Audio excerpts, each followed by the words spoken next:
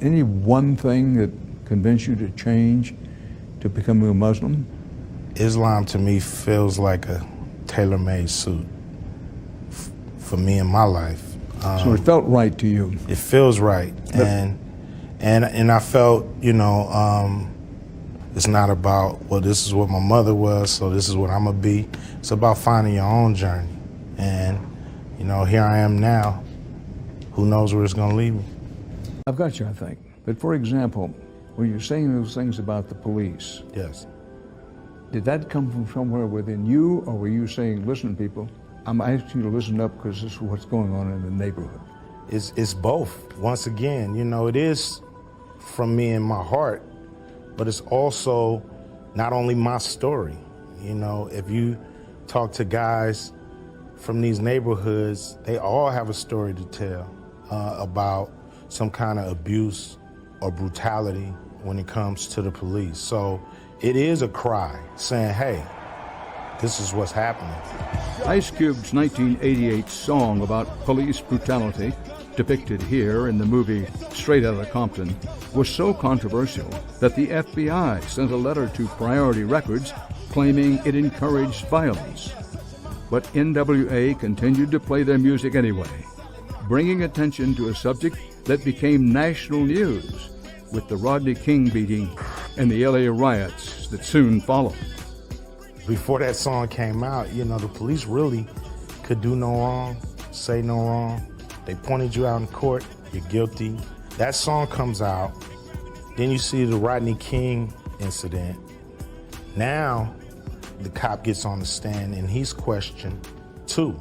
It's not just him saying, yep, he did it, yep, I got on the uniform, believe me, don't believe them. Now everybody gets questioned. Everybody's decision-making and character and all that is brought up, and even the officers. So I think, you know, we've done a lot to try to even the playing field, especially when it comes to bringing cops up on charges and going to court and trying to get some of this excessive force eradicated. So it's my personal experience, but it's a cry from the neighborhood too to, you know, let's make some changes. And it might not be the politically correct way, but the politically correct way don't always get things done.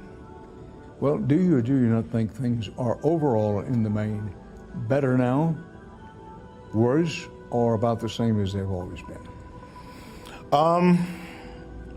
It's funny because some days it's great. Some days it looks like we're reverting backwards. And it's ebb and flow. And some days I feel great about how things are.